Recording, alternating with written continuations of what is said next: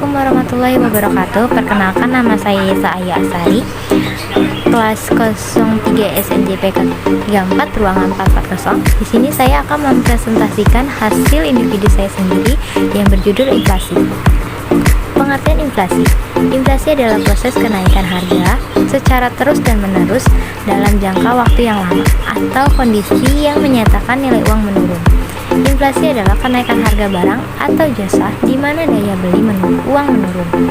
Kebalikannya, deflasi. Perubahan harga mempengaruhi jumlah barang dan jasa yang dapat dibeli dengan jumlah uang yang sama. Kedua, penyebab inflasi.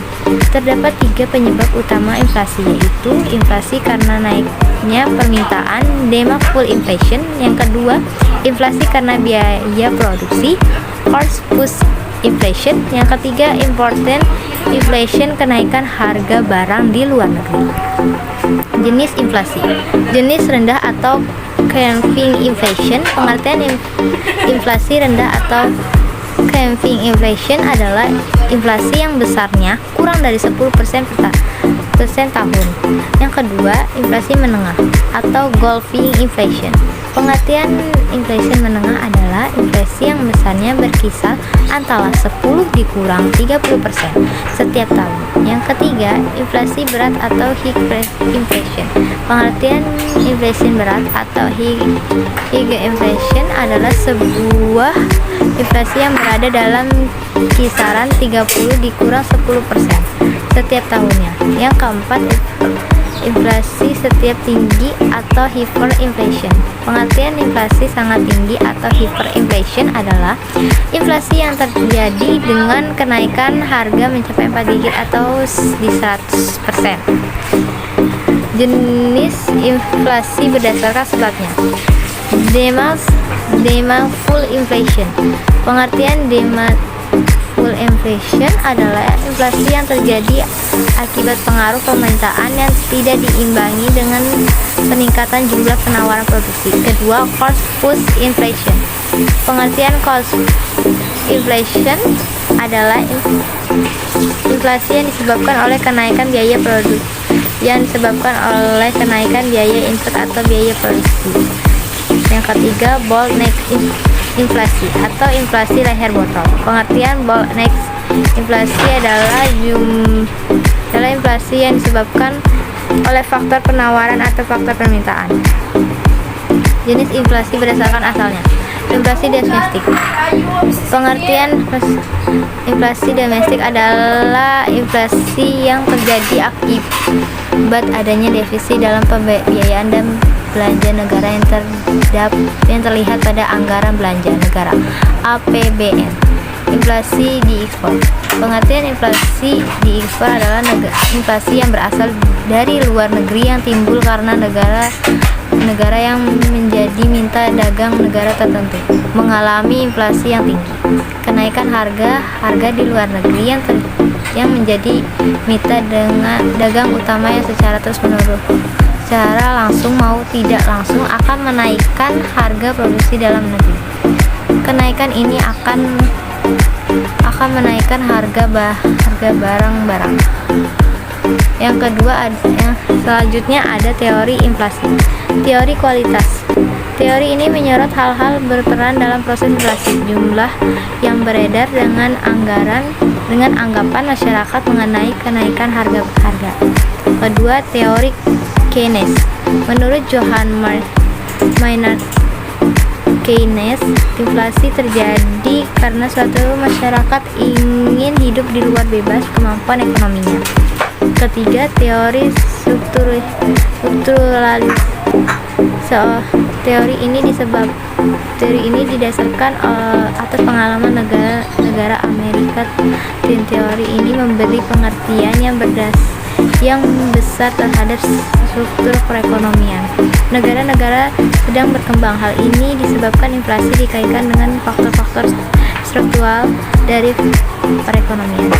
Selanjutnya ada angka inflasi dan indeksi harga.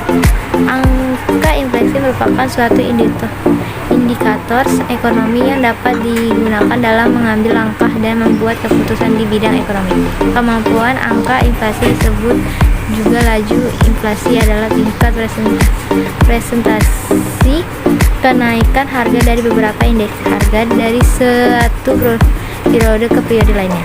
Indeks harga adalah perbandingan antara harga rata-rata pada tahun yang dihitung dan harga rata-rata pada tahun dasar. Tahun dasar yang digunakan adalah tahun yang dibuat sebagai patokan perhitungan. Rumusnya IHN sama dengan PN atau PO kali 1000. 100 IHN sama dengan indeks harga tahun N tahun yang dihitung. PN sama dengan jumlah rata-rata harga tahun, N tahun yang dihitung. PO jumlah rata-rata harga pada dasar. Yang selanjutnya ada 3 macam indeks harga. Indeks harga produsen IHP dihitung berdasarkan fluktuasi harga hasil produksi. Tujuannya antara lain untuk menilai kesejahteraan produsen dilihat dari nilai tukar hasil produsennya. Indeks harga perdagangan besar IHPB dihitungan IHPB didasarkan pada data harga perdagangan besar yang mencakup barang-barang perdagangan dalam jumlah besar, yaitu hasil pertanian, hasil pertambangan, hasil industri, impor dan ekspor. Indeks harga konsumen dihitung menggunakan data harga konsumen, yaitu harga barang-barang yang didagangkan dalam eceran untuk dikonsumsi sendiri, bukan untuk dijual. IHK digunakan oleh Badan Pusat Statistik sebagai indikator inflasi di Indonesia.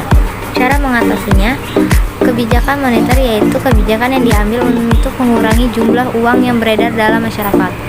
Ada A. Kebijakan penetapan persediaan kas mengurangi uang yang beredar dengan jalan menetapkan persediaan uang kas pada bank-bank. Yang B. Kebijakan diskonto mengurangi uang yang beredar dengan meningkatkan nilai suku bunga. Yang ketiga, kebijakan operasi pasar terbuka mengurangi jumlah uang yang beredar dengan cara menjual surat-surat berharga. Dan selanjutnya ada kebijakan fiskal, yaitu langkah untuk mempengaruhi permintaan dan pengeluaran pemerintah. Yang pertama, menghemat pengeluaran pemerintah. Yang kedua, menaikkan tarif pajak. Kebijakan lain di luar kebijakan moneter dan kebijakan fiskal selain kebijakan moneter dan fiskal, pemerintah masih memiliki cara lain, di antaranya A. meningkatkan produksi dan menambah jumlah barang di pasar. B. menetapkan harga maksimal untuk beberapa jenis barang. Terima kasih. Assalamualaikum warahmatullahi wabarakatuh. Maaf jika ada kesalahan dan kekurangan kita. Mohon maaf.